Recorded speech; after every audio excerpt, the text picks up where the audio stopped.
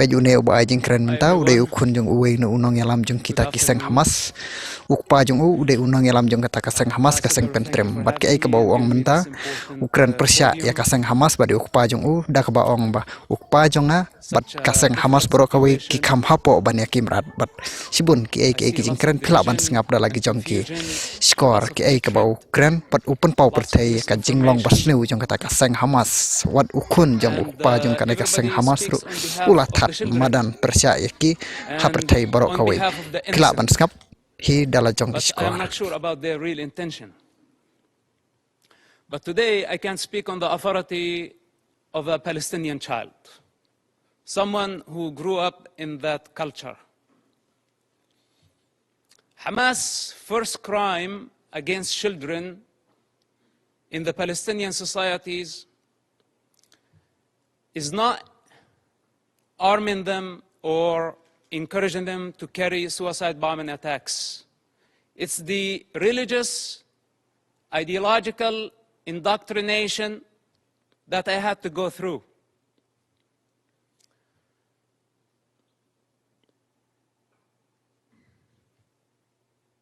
With one intention in mind: to annihilate the state of Israel. This is Hamas' primary goal. In this truth, there is no confusion. I speak as first-hand witness on Hamas and their intention. My father is one of the founders of Hamas movement. I was there when Hamas was born.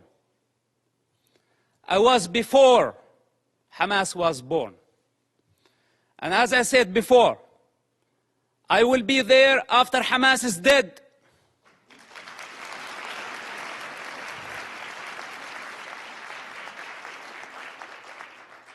I am not a part of propaganda.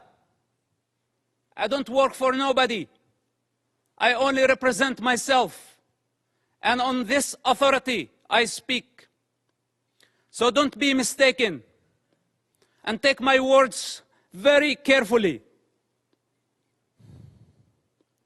Hamas is committing a crime against this generation and the next generations to come. So blaming Israel is not going to solve the problem. Imagine a 10-year-old child. When I disobeyed Hamas, I was tied up to a post and I was whipped by Hamas top leader. And I don't want to mention his name because he's not worthy.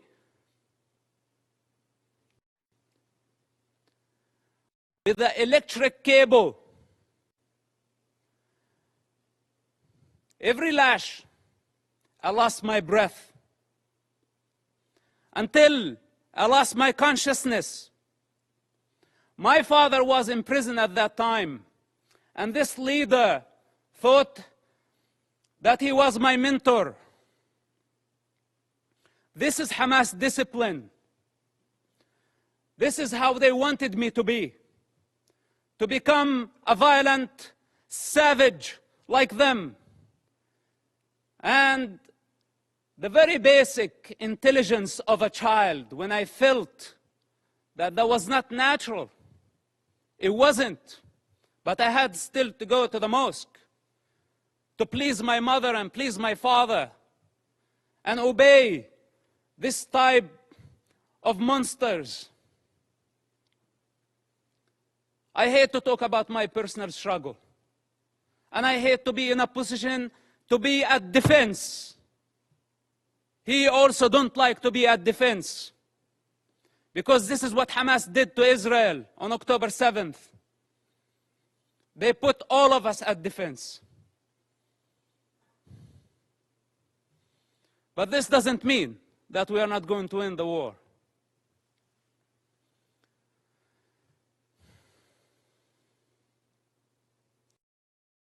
growing up in that society, majority of the Palestinians blamed Israel. And as a child, I took it as a Quran. I took it as a holy scripture that Israel was our problem. But then as I grew up, I start identifying the enemy within. The religious authorities, the corrupt leaderships, who basically did not care about children, they did not care about Palestinians, they still don't care about nobody but themselves. And the world has been empowering them against the prey, against the victims. This has to come to an end. Let's put my childhood on the side, because maybe a child does not see things for what they are. Maybe I was very bad. I misbehaved myself as a child to deserve to be beaten up again and again and again by Hamas leaders. And some people say, is it a personal problem?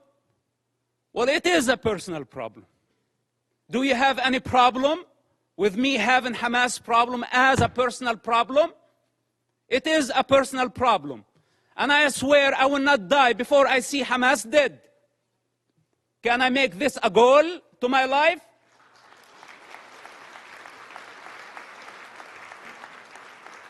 You know, unlike many of the leaders who sit here and give Hamas legitimacy by not condemning them, if the entire world stand there and say otherwise, the child witness within will always be there. And nobody can deceive that child anymore.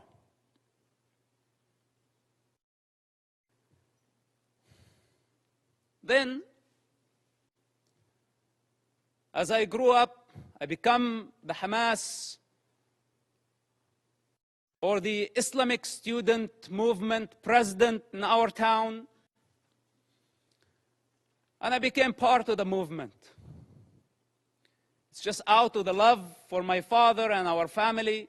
I had no other choice, which somehow led me to imprisonment.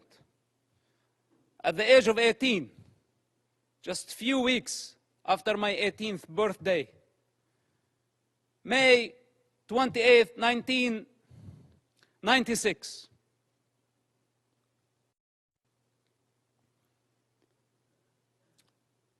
my problem was not Israel who arrested me during that experience. It was Hamas again, but this time with a lot more brutality, a lot more pain than the pain I experienced on a personal level. In prison, Hamas tortured and killed hundreds of Palestinian prisoners, Hamas members, because Hamas had suspicion that they were collaborating with the State of Israel. I spent 16 months in that first arrest among Hamas leaders. What was called Al-Majd, Hamas security wing, for those who don't know, this division of Hamas. This security wing, they brutally tortured people, putting needles under their fingernails, burning plastic on their bodies, putting off cigarettes in their skin. The screams of hundreds of prisoners over that period of time. How could I forget? And I don't wish for any of you to go through such experience to realize what type of monster we are dealing with. It's unfortunate that my father helped establish such an organization. And I don't mean to dishonor him. I love my father and I will always do. I'm not here to dishonor my people.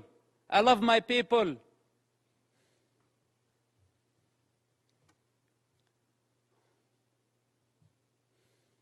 But I cannot believe how far Hamas was able to travel in this madness, and we could not stop them. After I was released from prison, I made very hard choices.